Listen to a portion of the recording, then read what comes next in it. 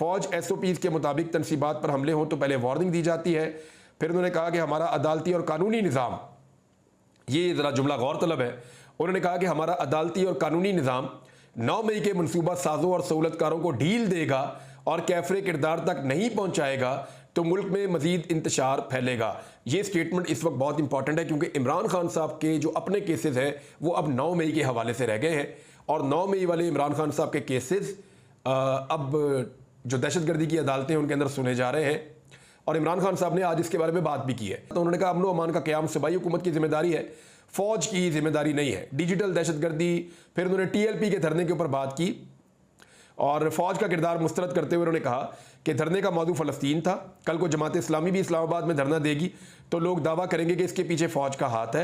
हुकूमत और इदारे फ़लस्तीन के मौजू की हसासियत को मद्देनज़र रखते हुए धरने के मामले को हल करने की कोशिश कर रहे थे कि प्रोपेगेंडा शुरू हो गया कि इसमें फ़ौज का हाथ है।